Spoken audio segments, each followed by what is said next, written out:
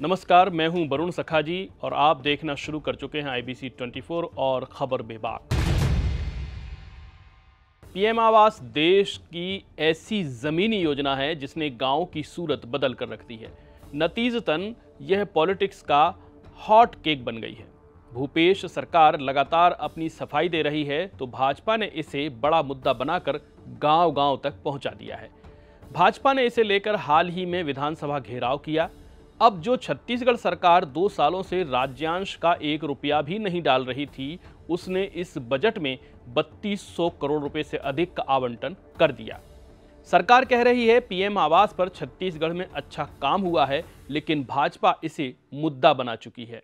ऐसे में दोनों के बीच चुनाव तक पीएम आवास को लेकर हमले जारी रहेंगे। आइए जानते हैं पीएम आवास में अब तक क्या हुआ और किसने कितना किया। क्या सरकार फंस रही है या कि भाजपा इस मामले में बढ़त लेती दिख रही है? आज का विश्लेषण इसी पर।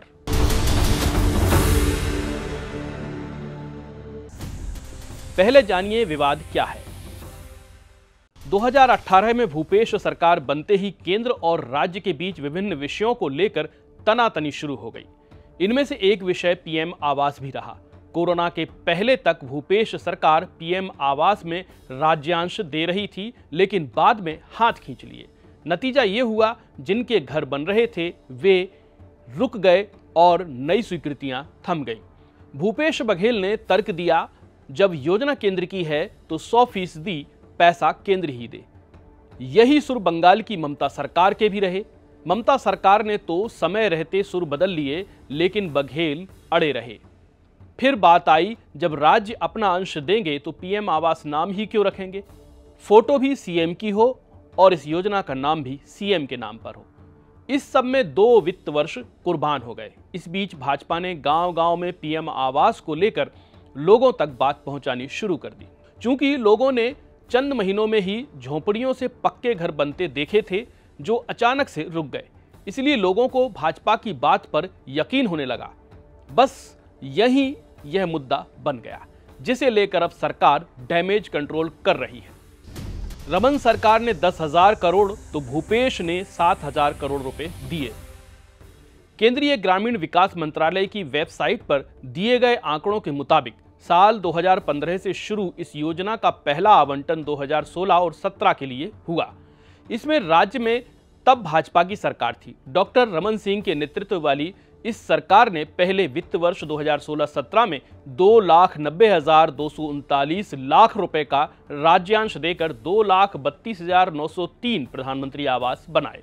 अगले वर्ष 2017-18 के लिए 2,54,113 लाख का राज्यांश देकर 2,06,372 मकान बनाए गए। अपनी सरकार के अंतिम वर्ष में डॉक्टर रमन सरकार ने 2018-19 के लिए 4,30,874 लाख का अब तक का सबसे अधिक राज्यांश देकर 3,48,960 मकान बनाए। अब सरकार बदल गई तो भूपेश सरकार आई। इन्होंने 2019-20 के अपने पहले बजट में पीएम आवास के लिए 1,87,515 लाख रुपए का राज्यांश दिया, जिसमें 1,51,100 मकान बनाए गए।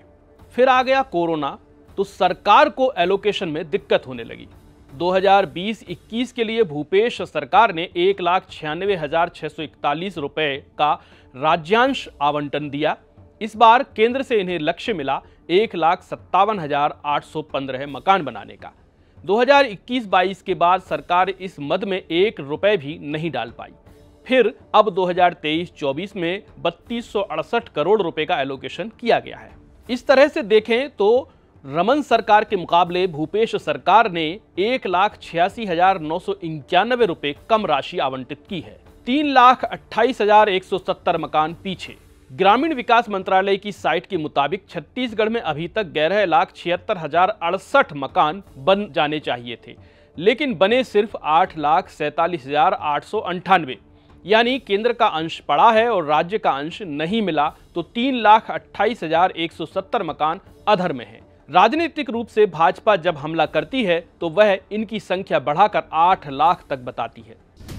रमन ने 3 साल में बनाए 7,88,000, बघेल ने बनाए सिर्फ 59,000। छत्तीसगढ़ की रमन सरकार ने अपने आखिरी के 3 सालों में 7,88,235 मकान बनाए। इसके लिए 9,75,226 लाख रुपए की राशि आवंटित की गई थी, जबकि भूपेश सरकार के 4.5 सालों में 59,639 मकान ही बनाए जा सके। इसके लिए लगभग 3900 करोड़ रुपए की राशि आवंटित की गई थी। अब बजट में दिए गए 3200 करोड़ बन सकते हैं 75,000 घर, लेकिन पेंच और भी। जब मुद्दा बन गया तो बघेल सरकार सक्रिय हुई। बजट में 3268 करोड़ रुपए का आवंटन किया। इसमें कितने मकान बनाए जाएंगे, इसके आंकड़े केंद्र ने अभी जारी नहीं किए हैं। इस राशि को 40% राज्यांश मान लें और केंद्र की 60% राशि मिलाकर यह लगभग 9,000 करोड़ रुपए तक पहुंच जाती है। निर्माण सामग्री, महंगाई दर आदि के कैलकुलेशन के बाद इस राशि से 75,000 मकान बनाए जा सकते हैं। योजना क्या है, यह भी जान लीजिए। मोदी सरकार ने साल 2015 में प्रधानमंत्री आवास योजना ग्रामीण व शहरी की शुरुआत की। इसके तहत गांवों में गरीबों को पक्के मकान बनाकर दिए जाने हैं। 3 किस्तों में होने वाला भुगतान इतना सटीक रखा गया कि इसमें कोई भ्रष्टाचार नहीं हो सका। सारी व्यवस्था ऑनलाइन और सीधे हितग्राही के खाते में, वह भी काम की जियो टैगिंग और एक्चुअल रिपोर्ट के आधार पर। तमाम केंद्रीय सैंपलिंग सर्वे सेंसस एजेंसियों के अनुसार पात्र हितग्राहियों के नाम हर वित्तीय वर्ष में आते गए और मकान मिलते गए। इसमें 60% हिस्सा केंद्र का और 40% राज्यों को देना होता है। यह दुनिया की सबसे ज्यादा मैदान पर असरदार योजनाओं में शुमार है।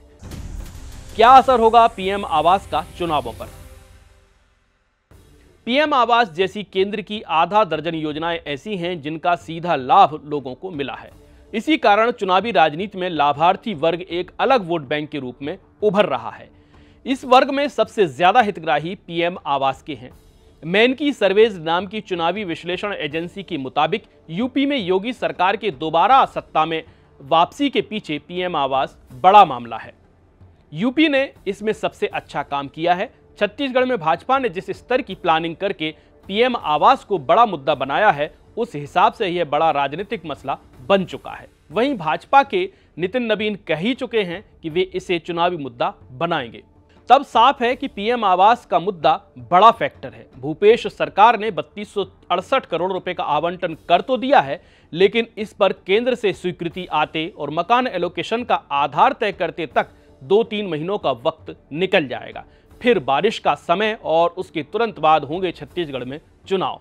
तो बघेल सरकार पीएम आवास पर भाजपा का बनाया गया नरेशन तोड़ पाए, इसमें थोड़ा शक है। लोगों को जब तक मकान बनते हुए नहीं दिखेंगे, तब तक पीएम आवास को लेकर पलड़ा भाजपा के पाले में झुका रहेगा। बहुत बहुत धन्यवाद। ऐसे ही और विश्लेषणों के लिए बने रहिए मेरे यानी वरुण सखा जी के साथ। नमस्कार। कुछ नहीं छिपेगा, सब दिखेगा साफ साफ। न्यूज़ अड्डा सिर्फ IBC 24 @ YouTube पर।